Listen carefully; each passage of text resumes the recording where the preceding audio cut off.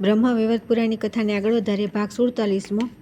ઓમ હિમ ક્લીમ મુંડ માલિન્યે સ્વાહા, સદા પગની રક્ષા કરે। ઓમ હિમ ચામુંડાએ સ્વાહા, સદા મારા સર્વાંગોની રક્ષા કરે। પૂર્વમાં મહાબલી અને અગ્નિકોણમાં રક્તદંતિકા રક્ષા કરે। દક્ષિણમાં ચામુંડા રક્ષા કરે। નૈઋત્ય કોણમાં કાલિકા રક્ષા કરે। પશ્ચિમમાં શ્યામા રક્ષા કરે। વાયવ્ય કોણમાં ચંડિકા, ઉત્તરમાં વિકટાસ્યા અને ઈશાન કોણમાં અટ્ટહાસીની રક્ષા કરે। ઉર્ધ્વ ભાગમાં લોલ જીહ્વા રક્ષા કરે। અધોભાગમાં સદા આધ્યા માપા રક્ષા કરે। જળ સ્થળ અને અંતરિક્ષમાં સદા વિશ્વપ્રસુ રક્ષા કરે। વત્સા કવચ સમસ્ત મંત્ર સમૂહનું મૂર્ત રૂપ સંપૂર્ણ કવચોનું સારભૂત અને ઉત્કૃષ્ટથી પણ ઉત્કૃષ્ટ છે, એ મેં તમને બતલાવી દીધું। આ કવચના પ્રભાવથી રાજા સુચંદ્ર 7 દ્વીપોના અધિપતિ થઈ ગયા હતા। આ જ કવચના પ્રભાવથી માંધાતા સપ્તદ્વીપ પૃથ્વીના અધિપતિ થયા હતા।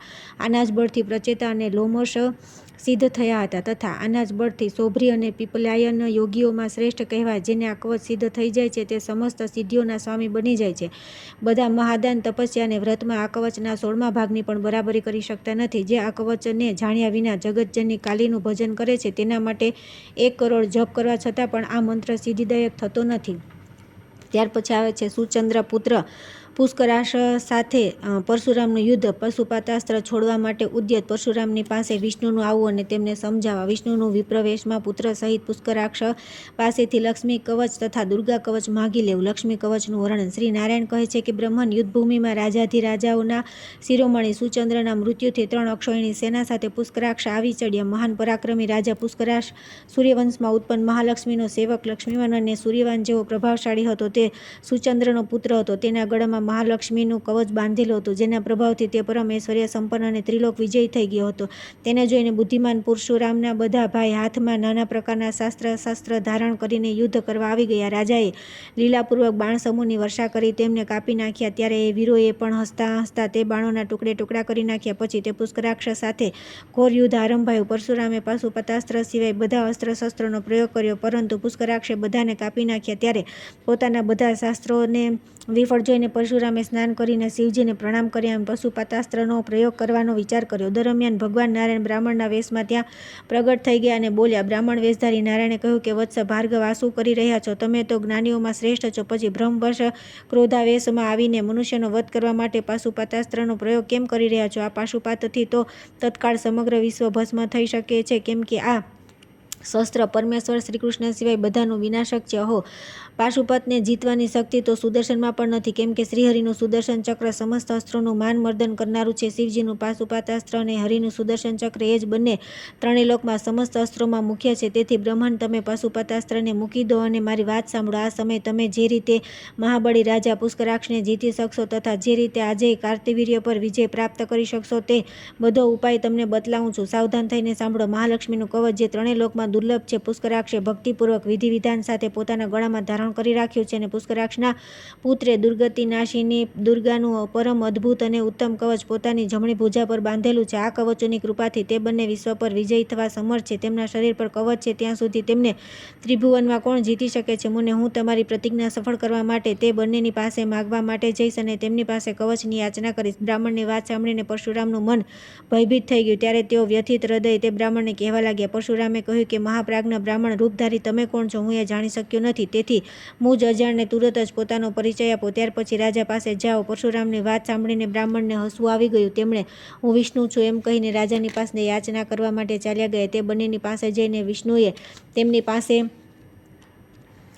કવચની યાચના કરી। ત્યારે વિષ્ણુની માયાથી મોહિત થઈને તેમણે વિષ્ણુને બંને કવચ દાન કરી દીધા। ભગવાન વિષ્ણુ તે કવચ લઈને વૈકુંઠ ચાલ્યા ગયા। નારદજીએ પૂછ્યું, મહામુનિ ભૂપાલ, પુષ્કરાક્ષને મહાલક્ષ્મીનું કવચ કોણે આપ્યું હતું તથા તેના પુત્રની પાસે દુર્ગાનું દુર્લભ કવચ ક્યાંથી પ્રાપ્ત થયું હતું? તમે મને બતાવવાની કૃપા કરો, કેમ કે એ સાંભળવાની મારી પ્રબળ ઈચ્છા છે। જગતગુરુ, સાથે સાથે મને એ પણ જણાવો કે તે બંનેના કવચ કેવા હતા, તેમનું ફળ શું છે તથા તે બંને મંત્ર કેવા છે? શ્રી નારાયણે કહ્યું કે નારદ, બુદ્ધિમાન પુષ્કરાક્ષને મહાલક્ષ્મીનું કવચ અને દક્ષાસર મંત્ર સનતકુમારે આપ્યા હતા। તેમણે જ ગોપનીય સ્તોત્ર, તેનું ચરિત્ર, પૂજાની વિધિ અને વેદોક્ત મનોહર ધ્યાન પણ બતલાવ્યું હતું। દુર્ગાનું કવચ, ગુહ્ય સ્તોત્ર અને દક્ષાસર મંત્ર પૂર્વકાળમાં દુર્વાસાએ પુષ્કરાક્ષના પુત્રને આપ્યા હતા। ત્યાર પછી દેવીના તે પરમ અદ્ભુત સંપૂર્ણ ચરિત્રને સાંભળશો જે તેમણે મહાયુદ્ધના આરંભમાં પ્રાર્થના કરવાથી બતલાવ્યું હતું। હવે હું તમને મહાલક્ષ્મીનો મંત્ર બતલાવું છું, તેને શ્રવણ કરો। ઓમ શ્રી કમલાવાસિનીય સ્વાહા, આ જ પરમ અદ્ભુત મંત્ર છે। મને સનતકુમારે બુદ્ધિમાન પુષ્કરાક્ષને જે પૂજાવિધિ અને સામ વેદોક્ત ધ્યાન કર્યું હતું તે સાંભળો. સહસ્ત્રદળ કમળ જેમનું આસન છે, જે ભગવાન પદ્મનાભના સતી સાધ્વી પ્રિયતમા છે. કમળ જેમનું ઘર છે, જેમનું મુખ કમળ જેવું અને નેત્ર કમળપત્ર જેવી આભાવાળા છે. કમળનું ફૂલ જેમને વિશેષ પ્રિય છે, જે કમળ પુષ્પની શૈયા પર શયન કરે છે, જેમના હાથમાં કમળ શોભી રહ્યું છે, જે કમળ પુષ્પ માળાથી વિભૂષિત છે. કમળોના આભૂષણ જેમની શોભા વધારે છે, જે સ્વયં કમળોની શોભાને વધારનાર છે અને મલકાતા વદને જેઓ કમળવન તરફ નિહાળી રહ્યા છે, તે પદ્મિની દેવીનું હું આનંદપૂર્વક ભજન કરું છું. સાધકે ચંદનનું અષ્ટદળ કમળ બનાવીને તેના પર કમળ પુષ્પો દ્વારા મહાલક્ષ્મીની પૂજા કરવી, પછી ગણનું સારી રીતે પૂજન કરી તેમને ષોડોપચાર સમર્પિત કરવા, ત્યાર પછી સ્તુતિ અને ભક્તિ પૂર્વક તેમની સાથે મસ્તક ઝુકાવવું. બ્રહ્મન હવે સર્વનું સારરૂપ કવચ તમને બતલાવું છું. શ્રી નારાયણ આગળ કહે છે કે વિપ્રવર ભગવાન પદ્મનાભે પોતાના નાભિ કમળ પર સ્થિત બ્રહ્માએ લક્ષ્મીનું જે પરમ શુભકારક કવચ પ્રદાન કર્યું હતું તે સાંભળો. તે કવચના પ્રભાવથી બ્રહ્માએ કમળ પર બેઠા બેઠા જગતનું સર્જન કર્યું અને મહાલક્ષ્મીની કૃપાથી તેઓ લક્ષ્મીવાન થઈ ગયા. પછી પદ્માલયા પાસેથી વરદાન પ્રાપ્ત કરીને બ્રહ્મા બધા લોકના અધીશ્વર થઈ ગયા. તે જ બ્રહ્માએ પદ્મકલ્પમાં પોતાના પ્રિય પુત્ર બુદ્ધિમાન સનતકુમારને આ પરમ અદ્ભુત કવચ આપ્યું હતું. નારદ સનતકુમારે તે કવચ પુષ્કરાક્ષને આપ્યું હતું, જેની ઉપાસનાને ધારણ કરવાથી બ્રહ્મા સમસ્ત સિદ્ધોના સ્વામી, મહાન પરમ ઐશ્વર્ય સંપન્ન અને સંપૂર્ણ સંપદાઓથી યુક્ત થઈ ગયા. સંપૂર્ણ સંપત્તિઓના પ્રદાતા આ કવચના પ્રજાપતિ ઋષિ છે, બૃહતિ છંદ છે, સ્વયં પદ્માલયા દેવી છે અને ધર્મ, અર્થ, કામ અને મોક્ષમાંનો વિનિયોગ કરવામાં આવે છે. આ પરમ અદ્ભુત કવચ મહાપુરુષોના પુણ્યનું કારણ છે. ઓમ હિમ કમલા વાસિન્યાય સ્વાહા, મારા મસ્તકની રક્ષા કરે. શ્રી મારા કપાળની અને શ્રીમ શ્રીએ નમ નેત્રોની રક્ષા કરે. ઓમ શ્રીમ શ્રીએ સ્વાહા સદા બંને કાનોની રક્ષા કરે. ઓમ હિમ શ્રીમ ક્લીમ મહાલક્ષ્મી સ્વાહા, મારા નાકની રક્ષા કરે. ઓમ શ્રીમ પદ્માલયાએ સ્વાહા, સદા દાંતોની રક્ષા કરે. ઓમ શ્રીમ કૃષ્ણપ્રિયાએ સ્વાહા, સદા દાંતોના છિદ્રોની રક્ષા કરે. ઓમ શ્રી નારાયણાય સ્વાહા, સદા મારા કંઠની રક્ષા કરે. ઓમ શ્રી કેશવકાંતાએ સ્વાહા, સદા મારા ખભાઓની રક્ષા કરે. ઓમ શ્રીમ પદ્માવાસિન્યે સ્વાહા, સદા નાભિની રક્ષા કરે. ઓમ શ્રીમ સંસાર માત્રે સ્વાહા, સદા મારા વક્ષસ્થળની રક્ષા કરે. ઓમ શ્રીમ શ્રીમ કૃષ્ણકાંતાય સ્વાહા, સદા પીઠની રક્ષા કરે. ઓમ હિમ શ્રીમ શ્રીએ સ્વાહા, સદા મારા હાથની રક્ષા કરે. ઓમ શ્રીમ નિવાસકાંતાય સ્વાહા, સદા મારા પગની રક્ષા કરે. ઓમ હિમ શ્રીમ ક્લીમ શ્રીએ સ્વાહા, મારા સર્વાંગની રક્ષા કરે. પૂર્વ દિશામાં મહાલક્ષ્મી અને અગ્નિકોણમાં કોમલા લયે મારી રક્ષા કરે. દક્ષિણમાં પદ્મા અને નૈઋત્ય કોણમાં શ્રી હરિપ્રિયા મારી રક્ષા કરે. પશ્ચિમમાં પદ્માલય અને વાયવ્ય કોણમાં સ્વયં શ્રી મારી રક્ષા કરે. ઉત્તરમાં કમલા અને ઈશાન કોણમાં સિંધુ કન્યકા રક્ષા કરે. ઉર્ધ્વ ભાગમાં નારાયણ કે સિંહ રક્ષા કરે. અધોભાગમાં વિષ્ણુ પ્રિયા રક્ષા કરે. વિષ્ણુ પ્રાણાધિકા બધી બાજુથી મારી રક્ષા કરે. વત્સ, આ પ્રમાણે મેં તમને આ સર્વ ઐશ્વર્યપ્રદ નામક પરમ અદ્ભુત કવચનું વર્ણન કરી દીધું. આ સમસ્ત મંત્ર સમુદાયનું મૂર્તિમાન સ્વરૂપ છે. ધર્માત્મા પુરુષ દ્વારા બ્રાહ્મણને મેરુ જેવા સોનાના પર્વતનું દાન કરી જે ફળ મળે છે તેનાથી ઘણું વધારે ફળ આ કવચથી મળે છે. જે મનુષ્ય વિધિવત ગુરુની અર્ચના કરીને આ કવચને ગળામાં અને જમણા હાથ પર ધારણ કરે છે તે દરેક જન્મમાં શ્રી સંપન્ન થાય છે અને તેના ઘરમાં 100 પેઢીઓ સુધી લક્ષ્મી નિશ્ચલ રૂપે નિવાસ કરે છે. તે દેવો કે અસુરો માટે અવધ્ય થાય છે.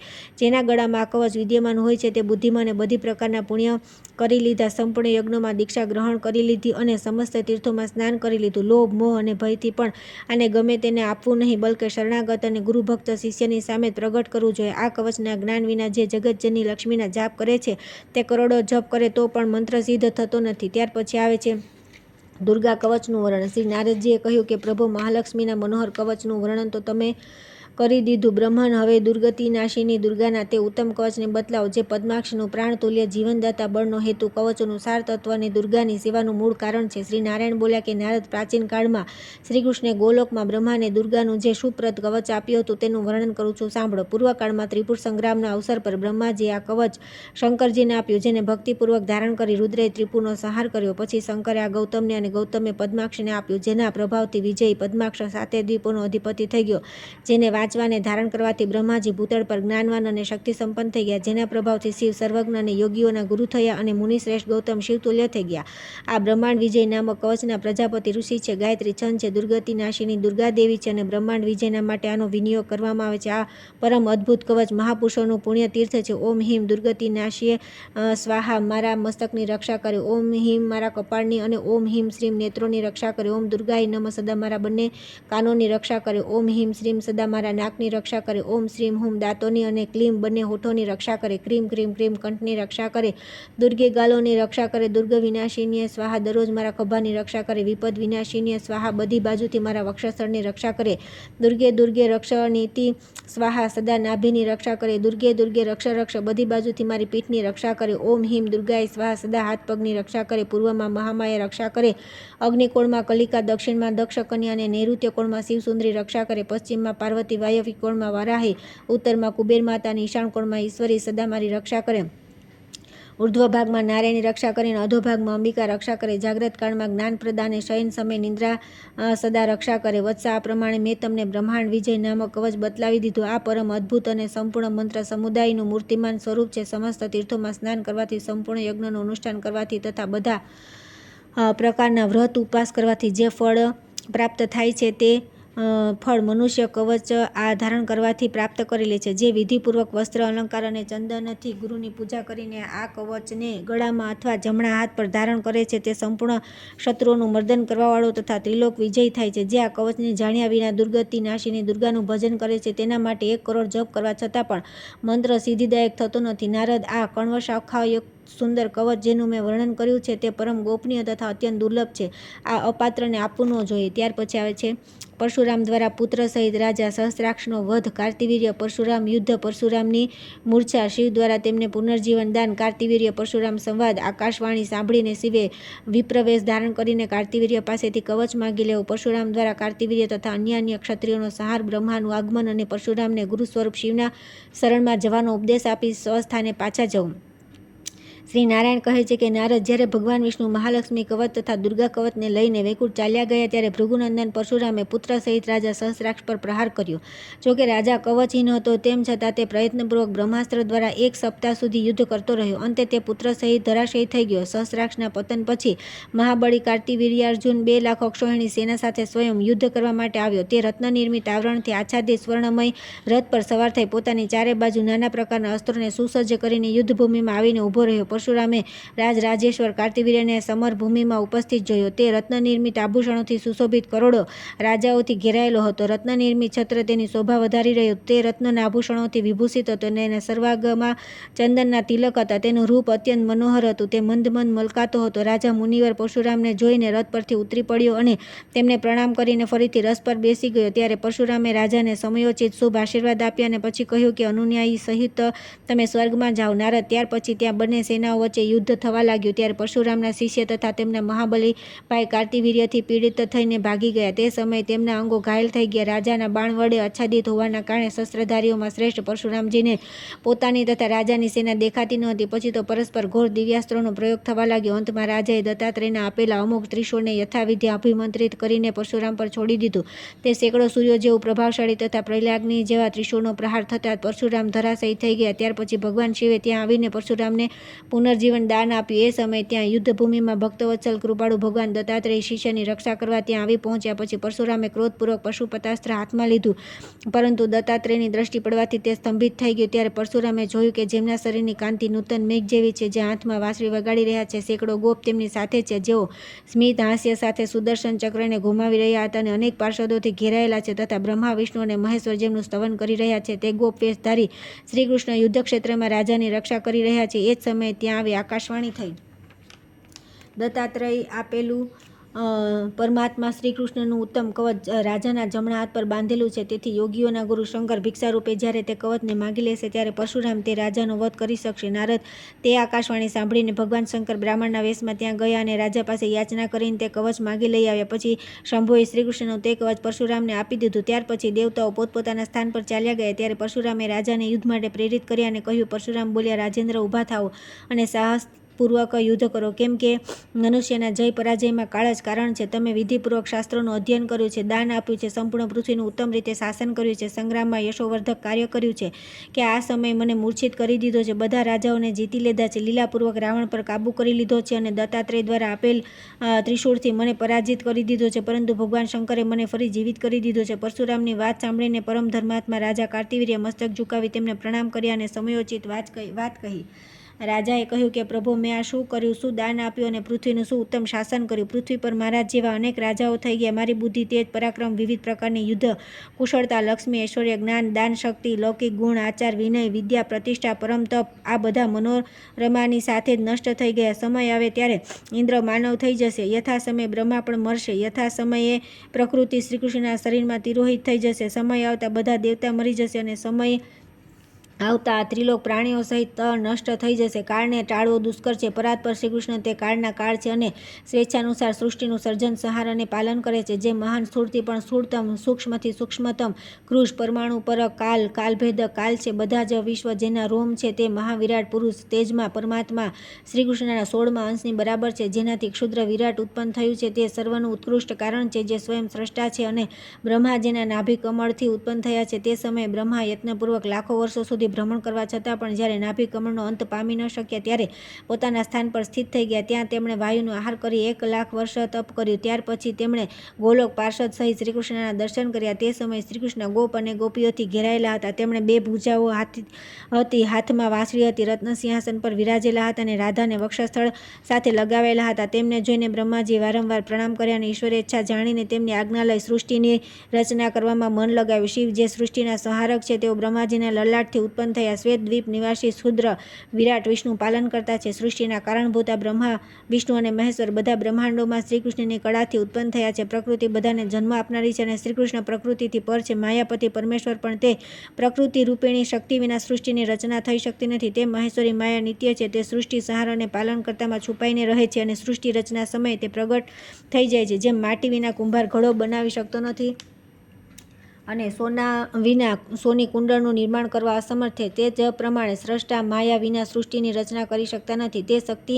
ઈશ્વરની ઈચ્છાથી સૃષ્ટિકાલમાં રાધા, પદ્મા, સાવિત્રી, દુર્ગા દેવી અને સરસ્વતી નામે 5 પ્રકારની થઈ જાય છે. પરમાત્મા શ્રીકૃષ્ણની જે પ્રાણ અધિષ્ઠાત્રી દેવી છે તે પ્રાણોથી પણ વધીને પ્રિયતમા રાધા કહેવાય છે. જે સંપૂર્ણ મંગલોને સંપન્ન કરનારી પરમાનંદ રૂપા તથા ઐશ્વર્યની અધિષ્ઠાત્રી દેવી છે તેમને પદ્મા કહે છે. જે વેદ, શાસ્ત્ર અને યોગની જનની, પરમ દુર્લભ અને પરમ વિદ્યાની અધિષ્ઠાત્રી છે તેમનું નામ સાવિત્રી છે. જે સર્વશક્તિ સ્વરૂપિણી, સર્વજ્ઞાનાત્મિકા, સર્વ સ્વરૂપા અને બુદ્ધિની અધિષ્ઠાત્રી દેવી છે તે દુર્ગનાશિની દુર્ગા કહેવાય છે. જે વાણીની અધિષ્ઠાત્રી દેવી અને સદા શાસ્ત્ર જ્ઞાન પ્રદાન કરનારા છે તથા શ્રી કૃષ્ણના કંઠથી ઉત્પન્ન થયા છે તે દેવી સરસ્વતી કહેવાય છે. આદિમાં સ્વયં મૂળ પ્રકૃતિ પરમેશ્વરી દેવી 5 પ્રકારના હતા, પરંતુ તેઓ જ પાછળથી સૃષ્ટિક્રમથી અનેક કળાઓ વાળા થઈ ગયા. સૃષ્ટિકાળમાં માયા દ્વારા સ્ત્રીઓ પ્રકૃતિના અને પુરુષો પુરુષના અંશથી ઉત્પન્ન થયા, કેમ કે માયા શક્તિ વિના સૃષ્ટિ થઈ શકતી નથી. બ્રહ્માંડ પ્રત્યેક વિશ્વમાં સૃષ્ટિ સદા બ્રહ્માથી ઉત્પન્ન થાય છે. વિષ્ણુ તેના પાલક અને નિરંતર મંગળ પ્રદાન કરવાવાળા શિવ સંહારક છે. પરશુરામ આ જ્ઞાન દત્તાત્રેયજીએ આપેલું છે. તેમણે પુષ્કર તીર્થમાં માઘી પૂર્ણિમાના દિવસે દીક્ષાના અવસર પર મુનિવરોની હાજરીમાં મને આપ્યું હતું. આ પ્રમાણે કહીને કાર્તિવીર્ય મુસ્કરાઈને પરશુરામને નમસ્કાર કરી અને તુરત જ ધનુષ બાણ હાથમાં લઈને તે રથ પર જઈને બેઠા. ત્યાર પછી પરશુરામે શ્રીહરિનું સ્મરણ કરી બ્રહ્માસ્ત્ર દ્વારા રાજાની સેનાનો સંહાર કરી નાખ્યો. પછી લીલાપૂર્વક પાશુપાતાસ્ત્રનો પ્રયોગ કરીને રાજાની જીવન લીલા સમાપ્ત કરી દીધી. એ જ પ્રમાણે પરશુરામે શિવજીનું સ્મરણ કરી રમતમાં ક્રમશઃ 21 વાર પૃથ્વીને રાજાઓ વિનાની કરી દીધી. પરશુરામે પોતાની પ્રતિજ્ઞાનું રક્ષણ કરવા માટે ક્ષત્રિયો જે ગર્ભમાં હતા, માતાના ખોળામાં રમતા બાળકોને, નવયુવાનો અને વૃદ્ધોનો સંહાર કરી નાખ્યો. આ પ્રમાણે કાર્તિવીર્ય ગોલોકમાં શ્રીકૃષ્ણના સાનિધ્યમાં ચાલ્યા ગયા અને પરશુરામ શ્રીહરિનું સ્મરણ કરતા રહીને પોતાના આશ્રમ પર આવી ગયા. મહાવીરે 21 વાર પૃથ્વીને ભૂપાલો રહિત જોઈને શ્રીરામને ફારસી દ્વારા ક્રીડા કરતા જોઈને તેમનું નામ પરશુરામ રાખી દીધું. નારદ ત્યારે દેવતા, મુનિ, દેવીઓ, સિદ્ધ, ગંધર્વ, કિન્નર એ બધાને પરશુરામ પર પુષ્પવૃષ્ટિ કરી. સ્વર્ગમાં વાજિંત્રો વાગવા લાગ્યા અને હરિનામ કીર્તન થવા લાગ્યું. આ પ્રમાણે પરશુરામનો ઉજ્જવળ યશ સમગ્ર લોકમાં વ્યાપ્ત થઈ ગયો. પછી બ્રહ્મા, ભૃગુ, શુક્ર, ચ્યવન, વાલ્મીકી તથા પરમ પ્રસન્ન થયેલા જમદગ્નિ બ્રહ્મલોકથી ત્યાં આવ્યા. તેમના બધા અંગ રોમાંચિત થઈ ગયા અને નેત્રોમાં આનંદાશ્રુ છલકાઈ રહ્યા હતા. તે બધા હાથમાં દુર્વા અને પુષ્પ લઈને મંગલાશાસન કરી રહ્યા હતા. ત્યારે પરશુરામે દંડની જેમ ભૂમિ પર પડી તે બધાને પ્રણામ કર્યા. ત્યારે ક્રમશઃ તાત કહીને પ્રથમ બ્રહ્માએ તેમને પોતાના ખોળામાં બેસાડી લીધા. પછી જગતગુરુ સ્વયં બ્રહ્મા પરશુરામને હિતકારક, નીતિયુક્ત, વેદના સાર અને પરિણામમાં સુખદાયક વચન બોલ્યા. બ્રહ્માએ કહ્યું કે રામ જે સંપૂર્ણ સંપત્તિઓને આપનાર, પરમોત્કૃષ્ટ, સર્વસંમત અને સત્ય છે તે કણવશાખોયુક્ત વચન કહું છું, સાંભળો. જે સર્વ પૂજનીયોમાં ઇષ્ટ, પૂજ્યતમ અને મુખ્ય છે તે જન્મ આપવાના કારણે જનક અને પાલન કરવાના કારણે પિતા કહેવાય છે. પરંતુ મુનિ જે અન્નદાતા પિતા છે તે જન્મદાતાથી મોટો છે, કેમ કે પિતાથી ઉત્પન્ન થયેલ શરીર અન્ન વિના નિત્ય ક્ષીણ થતું જાય છે. માતા તે બંનેથી 100 ગણી પૂજ્યા, માન્યા અને વંદનીય છે, કેમ કે ગર્ભમાં ધારણ કરવા અને પાલન પોષણ કરવાથી તે બંનેથી મહાન છે. શ્રુતિમાં એવું સાંભળ્યું છે કે પોતાનો અભિષ્ટ દેવ તે બધાથી 100 ગણો વધીને પૂજ્ય છે અને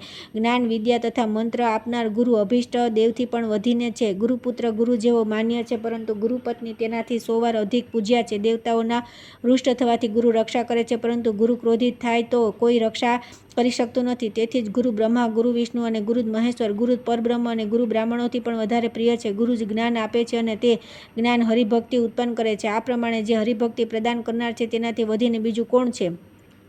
અજ્ઞાનરૂપી અંધકારથી આવૃત મનુષ્યને જ્યાંથી જ્ઞાનરૂપી દીપક પ્રાપ્ત થાય છે તેના વડે બધું જ નિર્મળ દેખાય છે. તેનાથી વધીને બીજું કોણ છે?